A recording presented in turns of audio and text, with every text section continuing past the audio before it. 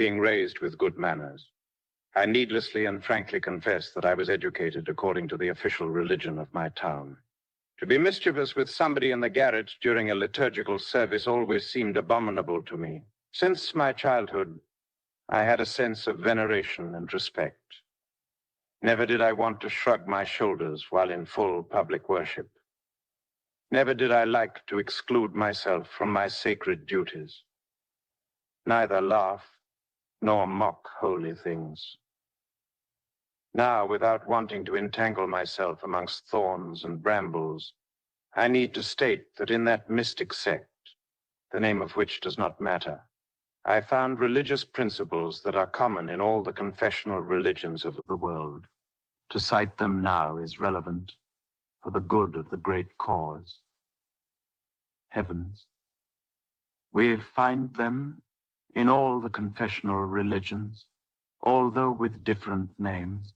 Nonetheless, there are always 9, as the Florentine Dante stated with so much assertion in his classic poem, The Divine Comedy: heaven of the moon, the astral world; heaven of Mercury, the mental world; heaven of Venus, the causal world; heaven of the sun, the Buddhic or intuitive world; heaven of Mars, the Atmic world, region of Atma; heaven of Jupiter or Nirvana; heaven of Saturn, the Paranirvanic world; heaven of Uranus, the Mahaparanirvanic world; heaven of Neptune, the Empyrean world. It is evident that these 9 heavens are also within us, here and now.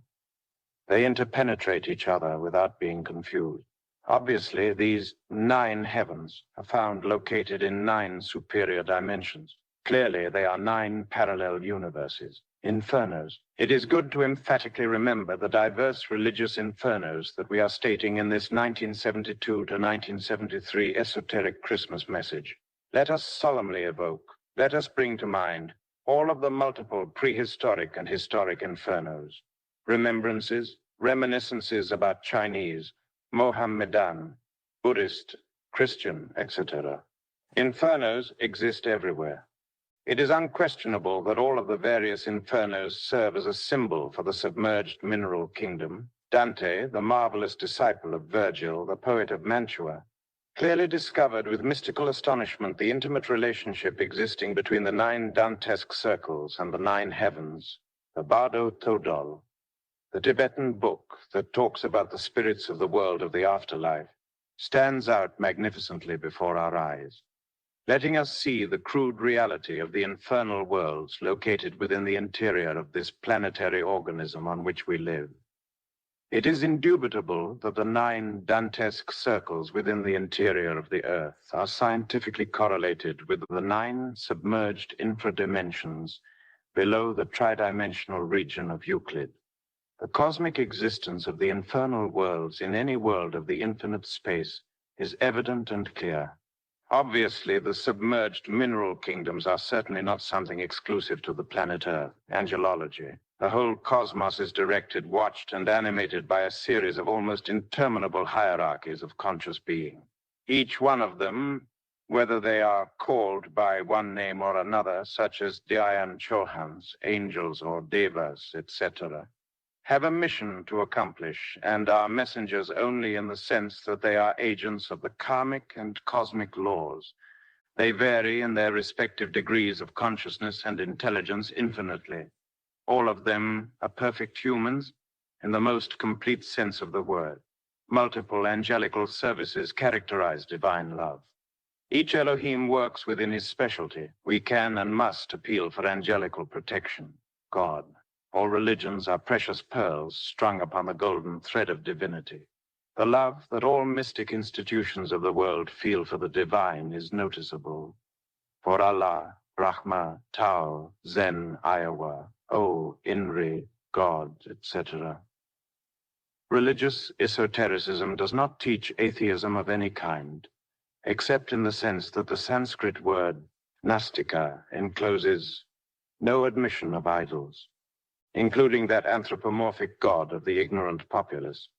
It would be an absurdity to believe in a celestial dictator who is seated upon a throne of tyranny and throws lightning and thunderbolts against this sad human anthill. Esotericism admits the existence of a logos, or a collective creator of the universe, a demiurge architect.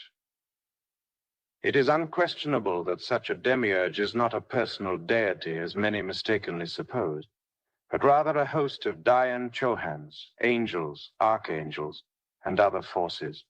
God is God's. It is written with characters of fire in the resplendent book of life that God is the army of the voice, the great word, the verb. In the beginning was the Word, and the Word was with God, and the Word was God. All things were made by him, and without him was not anything made that was made. John 1:1-3.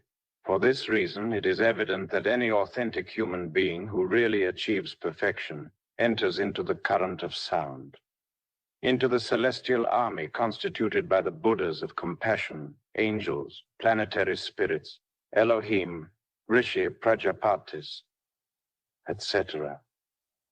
It has been said to us that the Logos sounds, and this is obvious. The demiurge, the verb, is the multiple perfect unity. Whosoever adores the gods, whosoever surrenders worship unto them, is more capable of capturing the deep significance of the diverse divine facets of the demiurge architect. When humanity began to mock the holy gods, then it fell mortally wounded into the gross materialism of this iron age. Lucifer. We can and must radically eliminate all of the subjective, tenebrous, and perverse psychological aggregates that we carry within. Nonetheless, it is unquestionable that we will never dissolve the shadow of the inner logos within ourselves. It is clear and evident by all means that Lucifer is the antithesis of the creator demiurge. Lucifer is the projected living shadow within the profound depth of the microcosm, the human being. Lucifer is the guardian of the door who alone is entrusted with the keys of the Lumicial, wherein no one may enter save the anointed ones who have the secret of Hermes. So then, we have just written this name that is detestable to the pitiful ears of the common people. It is necessary to also convey that the esoteric Lucifer of the archaic doctrine is not what the theologists, such as the famous Desmus O and the Marquis of Mireville, mistakenly supposed, but the contrary. He is the allegory of good, the symbol of the highest sacrifice, Christus Lucifer, of the Gnostics, and the God of wisdom under many names. Lucifer is light and shadow, mysterious symbiosis of the solar logos, multiple perfect unity, Ayanara. Demons. Through diverse religious theologies, we are given a picture of those divine logoi as being punished for committing the unforgivable error of falling into animal generation when reincarnated in human bodies. Those tenebrous genii are fallen angels, authentic demons, in the most complete sense of the word. It is absurd to affirm that such rebels gave the mind to the human being. It is obvious that those fallen angels are truly cosmic failures. At this moment, it is very opportune to remember the inhuman names of Andromelech, Belial, Moloch, Baal, etc., whose horrendous abominations can be studied in the Akashic records of nature by any adept of the White Lodge. Let us distinguish between an esoteric downfall and a descent. Evidently, these rebel angels did not descend. They fell. And this is the difference. Limbo. Being versed in the history of the universe, we know with certainty what the Orco is of the classic Greeks and Latin Romans, and the limbo of the Christian esotericists. Certainly, it is not irrelevant to emphasize the transcendental idea within this treatise that limbo is the antechamber of the infernal worlds. All of the known and unknown caves form a broad and uninterrupted net that embraces the planet Earth in its entirety. As we have mentioned in a previous paragraph, this constitutes the Orco of the classics, the authentic limbo of Gnostic esotericism. In short, it is the other world, where we live after death.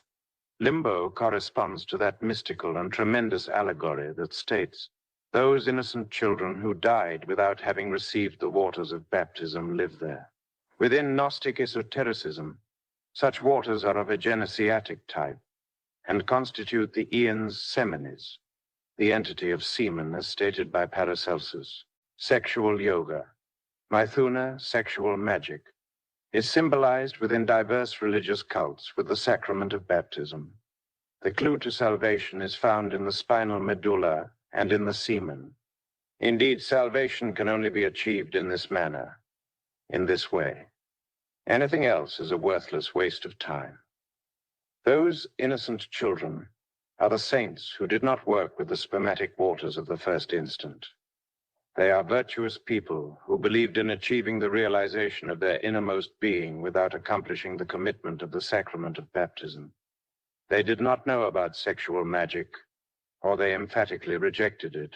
Only Mercury, the chief and evoker of souls, while holding the caduceus of wisdom with his dexterous hand, can summon to a new life the unhappy, innocent creatures who are precipitated into the Orco. Only Mercury, the arch-magi and arch-hierophant, can help these souls be reborn in propitious environments, in order for them to perform the fertile and creative work in the forge of the Cyclops. Thus, this is how Mercury, the nuncio and wolf of the sun, escorts the souls out of limbo in order to initiate them into the celestial militia, Purgatory. Let us define Purgatory as follows: an inferior molecular region, a sub-lunar type zone, submerged astral, secondary karma loka. We need to fry the seeds of evil, to annihilate infrahuman larvae of any type, to purge ourselves from any corruption, to radically purify ourselves in the purgatorial world. When speaking about purgatory, Dante Alighieri states, close to the top, we reached a point from where I saw a gate.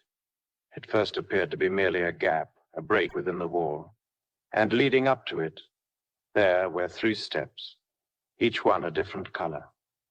And I saw the silent figure of someone on guard. I slowly raised my eyes. I saw that he was sitting on the highest step, his face too splendid for my eyes looked away, and in his hand he held a naked sword, so dazzling were the rays reflected thence. Each time I tried to look, I could not see. He said to us, speak up from where you are. What is it that you want? Where is your guide? Beware. You may regret your coming here. A while ago, a lady sent from heaven acquainted with such matters, replied my guide, told us, behold the gate. You must go there. May she continue guiding you to good, the courteous keeper of the gate replied. And so come forward now up to our stairs. We reached the step. White marble was the first, and polished to the glaze of a looking-glass. I saw myself reflected as I was. The second one was deeper dark than Percy, of rough and crumbling fire-corroded stone, with cracks across its surface length and breadth. The third one, lying heavy at the top, appeared to be of flaming porphyry, red as the blood that spurts out from a vein. Upon this step, the angel of the Lord rested his feet. He sat upon the sill, which seemed to be of adamantine rock. Up the 3 steps, my master guided me benevolently, saying, ask him now in all humility to turn the key. Falling devoutly at his holy feet, in mercy's name I begged to be let in. But first of all, 3 times I smote my breast. Then with his sword he traced upon my brow the scars of 7 P's. Once entered here, be sure you cleanse away these wounds, he said. Ashes or earth, when it is dug up dry. This was the color of the robes he wore. He reached beneath them and drew out 2 keys. One key was silver and the other gold. First he applied the white one, then the yellow. With that the gate responded to my wish. Whenever either one of these 2 keys fails to turn properly inside the lock, the angel said, the road ahead stays closed. One is more precious, but the other needs wisdom and skill before it will unlock. for it is that one which unties the knot. I hold these keys from Peter, who advised, admit too many rather than too few if they but cast themselves before your feet. Then pushing back the portal's holy door, enter, he said to us, but first be warned. To look back means to go back out again. And then the pivots of that sacred gate, fashioned of heavy metal, resonant, turned slow inside their sockets. The rolling roar was louder and more stubborn than Tarpea's. When it was robbed of vigilant Metellus, its treasury made lean from that time on. And as the grating pivots rolled, I turned, for I heard chanting, Te Deum Laudamus, accompanied by the sweet notes of that door. This harmony of sounds made me recall just how it seems in church when we attend to people singing as the organ plays. Sometimes the words are heard, and sometimes lost. Purgatory the Nine, the Divine Comedy of Dante Alighieri, the Divine Mother, Mary, or better said, Ram Io, is the same Isis, Juno, Demeter, Ceres, Maya, the Divine Cosmic Mother. She is the serpentine power which lies beneath the living depth of all organic or inorganic matter. Mary Magdalene, beautiful Magdalene, is without a doubt the same Salambo, Matra, Ishtar, Astarte, Aphrodite, and Venus. All the priestess wives of the world constitute the solar aura of the repented Magdalene. Blessed be those men who will find shelter in that aura, because theirs will be the kingdom of heaven. Christ. Christ is Ormus. Ahura Mazda among the Persians, who is the antithesis of Ahriman, Satan. Christ is Vishnu in the sacred land of the Vedas. He is the second Logos, sublime emanation of Brahma, the first Logos. The avatar Krishna is the Hindustani Jesus. The gospel of this master is similar to the gospel of the divine rabbi of Galilee. Fu Shi is the cosmic Christ among the ancient Chinese, the one who wrote the famous I Ching, the Book of Laws, and who designated dragon ministers for the good of humanity. Osiris was, in fact, the Christ in the sunny country of Kem, in the land of the pharaohs, and whosoever incarnated him was an Osirified one. Quetzalcoatl is the Mexican Christ, who is now dwelling in distant Tule. He is the white god, Immaculate Conceptions. It is urgent to really comprehend what Immaculate Conceptions are. These conceptions are abundant in all the ancient cults. Fu Shi, Quetzalcoatl, Buddha, and many others are the result of Immaculate Conceptions. The sacred fire makes the waters of life fertile in order for the Master to be born within us. Certainly every angel is a child of the Divine Mother Kundalini. Really, she is virginal before, during, and after childbirth. In the name of truth, we solemnly affirm the following. The third Logos, the Holy Spirit, Shiva, the first begotten of creation, our inner individual monad, or more correctly, our super-individual monad, is the husband of Devi Kundalini, our particular cosmic mother.